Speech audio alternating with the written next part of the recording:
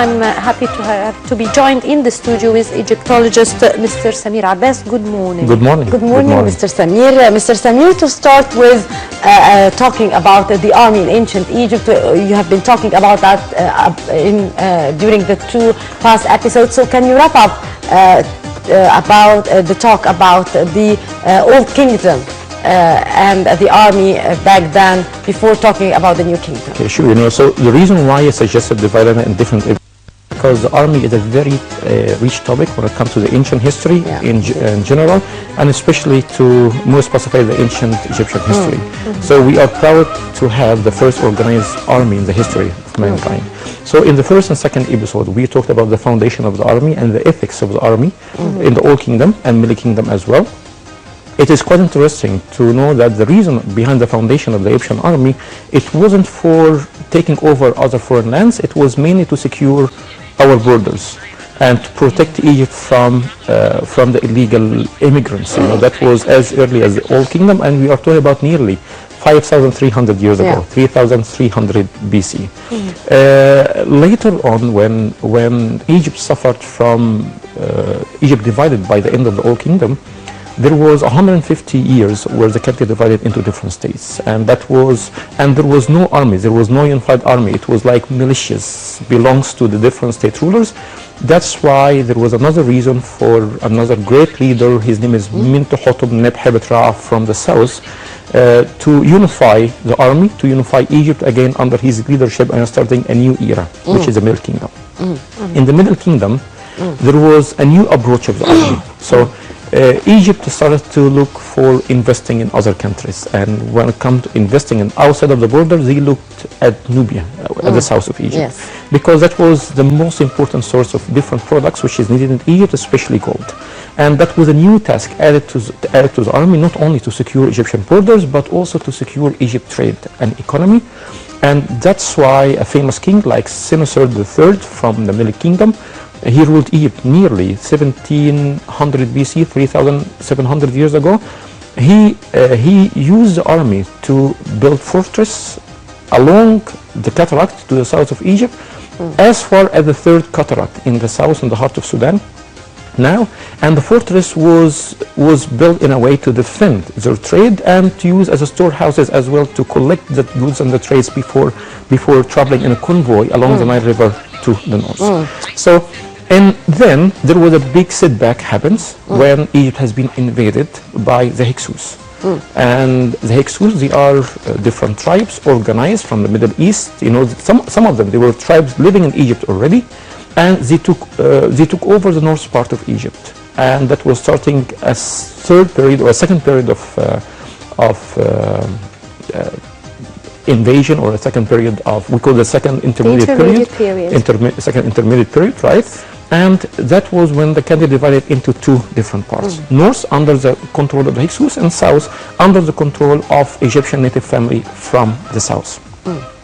So what happened was quite interesting. There was a family which is led by Siptin-Ra and Camus, and then Ahmose after that, and the devoted wife and mother, which is behind. That was in the New Kingdom. That was in the New Kingdom, and there was a very interesting discussions which happens between these leaders in the south with their army officers and with their army generals, which is in that time the reason why Egypt has been taken over, because many of the army officers or generals in that time, they were corrupted, and they wanted to keep their... The generals were corrupted. Yes, they wanted to keep their business with the Hyksos. And that was very obvious in some of the documentation and meetings and discussion between Camus and Ahmose with the army general to support his military campaign. They refused, and they said, we prefer to keep our investments and so they gave them a chance to herd our cattle in the north. So, and that's why Camus and Ahmose, he seeked the individuals, the commoners, the farmers, and he managed to win the battle against the Hyksos and taking them out of Egypt, unifying Egypt again, and that was the beginning of a new period, which is the new kingdom. So there was a new approach of the army in that time. For the first time, the army started to lead a campaign to the northeast. And they call that a preemptive strikes, which is other word, which is like a defense mechanism. Why would they do a preemptive strike, Mr. Abbass? So they figured out that the best way, you know, to protect their borders is to destroy their enemy outside of the border before they attack. And we're talking about strategy, which is held in ancient Egypt nearly 3,500 years ago, 1500 BC.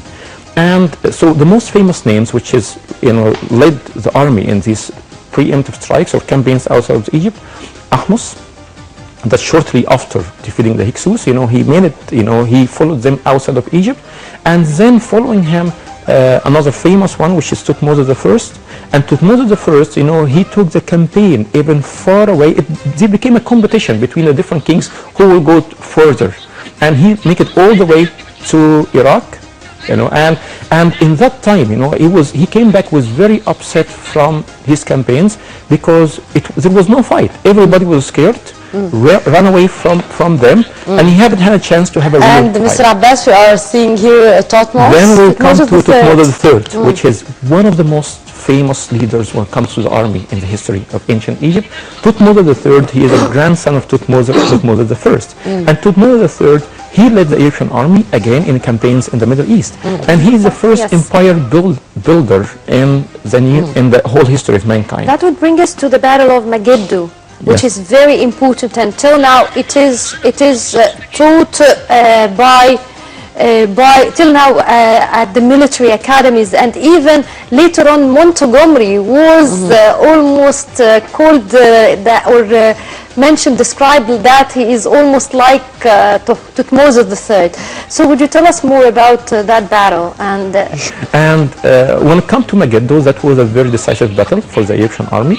So there was two routes to the battle in the Middle East, and the two routes to the middle. One of them, which is the easy way, it is a longer route but wide, a very wide valley. It's a common route to go to Megiddo. Thutmose III, he chose a different approach, a shortcut through a very narrow valley in the mountain. And that was completely opposed by the army council in that time. He was very young and very excited and very well educated, by the way.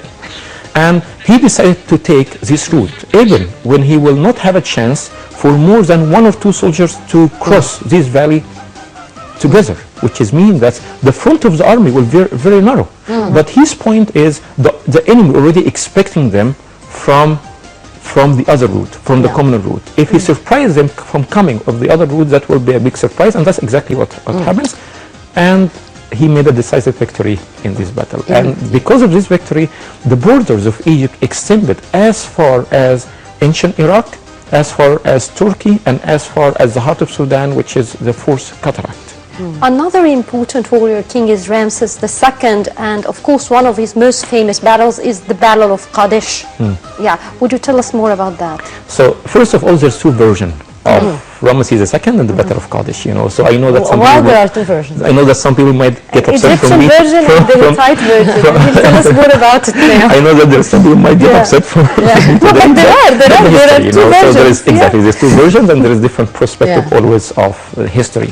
So the classical version is Ramses, he fought the Hittites and he defeated them, and he took over their lands, and he was celebrating every year with his decisive victory over the Hittites. That is the classical version, and he used his media tool and his media propaganda machine to promote for that in the world of his temples. Almost every temple built or decorated and we are seeing here the Kadesh battle. I'm afraid to say that's not Kadesh. Training, army training. You know, that's a military training from the Middle Kingdom, which is showing that how sophisticated the Egyptian army was.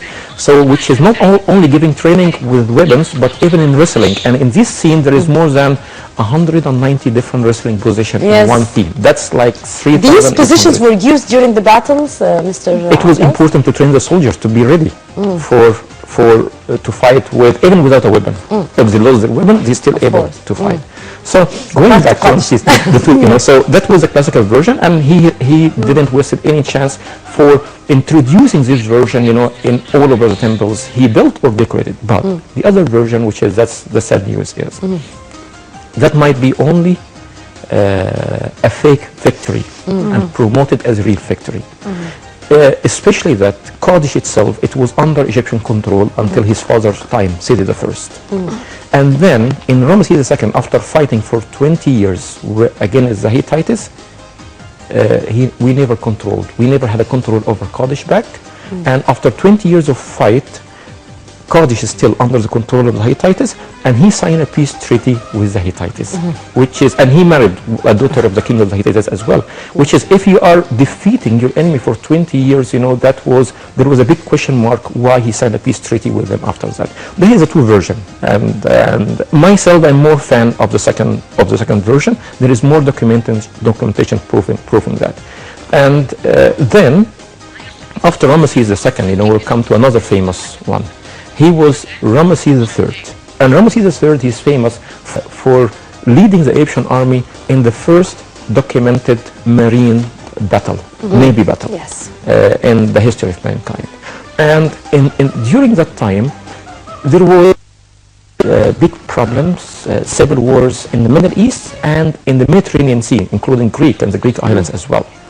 And they decided, so this map is showing the Egyptian empire, the New Kingdom, especially the 18th dynasty, more specified with Muhammad III, which is, as far as I mentioned, as far as an ancient Iraq, South Turkey, and the heart of Sudan. So, in Ramesses III, so there was a big challenge. There was a collapsing economy and civil wars and famines in the Mediterranean world and the Middle East. And that's why there was lots of immigrants. They jumped in boats with their families across the Mediterranean Sea. From the north to the south. It's completely the other way around, which is happening today. They were trying to force immigrations into the border, which is exactly like what happened today, but the other way around. Yeah, that's the other way around.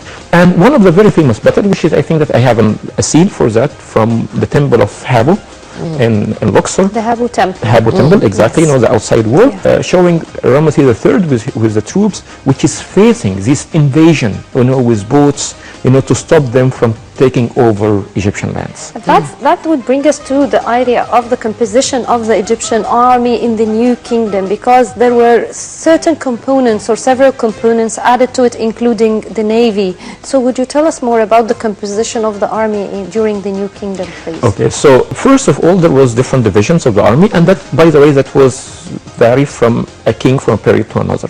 But generally speaking, there was an army council, and the army council is formed from the top army generals. And it's quite interesting that that in every battle scene, in every well documentation of a battle, we see the king not taking a decision his own, but he has to consider counseling the army council before that. Even Ramesses II, in his famous scenes in Abu Simbel temple, you see in the middle of the scene, before going in, like fighting fighting in Kadesh, he counseled the army generals first. But it doesn't mean that the king, he has to follow the decisions which is made by the army council. He might make different decisions, but he has to listen first to their opinions. So that was one of the very important of the army divisions in that time. Second, we have the king division, which is the strongest and the fastest, which has the fastest horses and the fastest horse chariots. And when it comes to the horse chariots, we know that the chariot itself is an invention of the Hyksos, who invaded Egypt. But the wheel itself, that was already invented in ancient Egypt from the Middle Kingdom. Yes. And they use it to build siege tower so they can attack fortress. So, but there was no practical reason for using the wheel in ancient Egyptian daily life, because they used to move heavy things in the Nile River in sleds, so the wheels wasn't very common. So another important division of the army. So the Egyptian army, they started adapting mercenaries, and some of the first. Why did they adapt? They hired mercenaries. Nubians. They have in Middle Kingdom and New Kingdom as well. So they known as a very good in using their bows, and that's why the Egyptian army adapted that. But there is also another interesting fact when it comes to the bows in ancient Egypt. From ancient Egyptian culture perspective, it was a shame for an army officer or a soldier to fight somebody to kill somebody from a distance.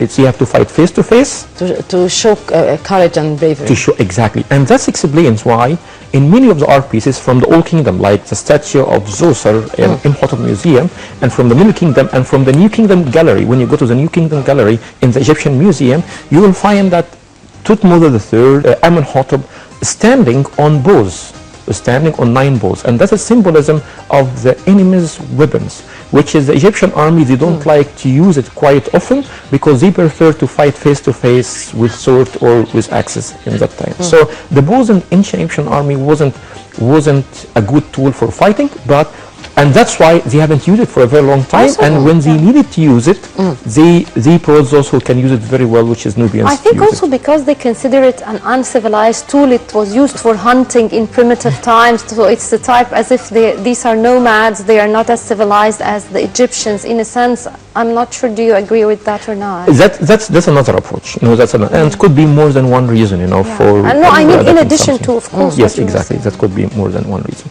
So that was like in brief the history of Egyptian army in the New Kingdom.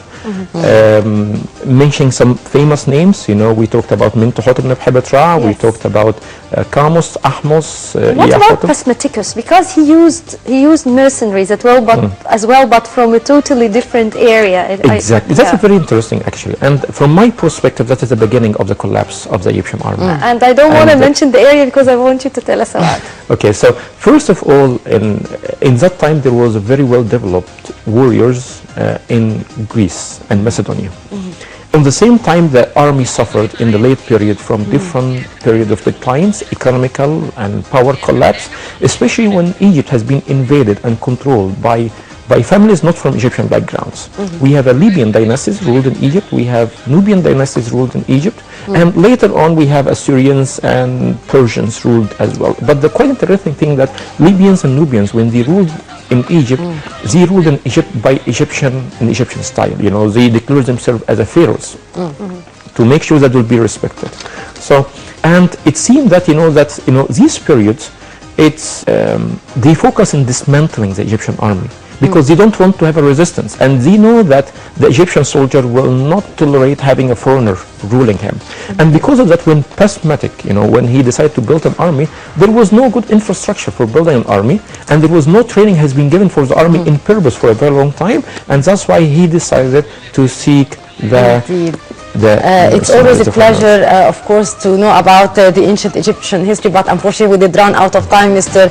Samir Abbass, our Egyptologist, thank you very much, sir, for your precious input and for telling us about our history.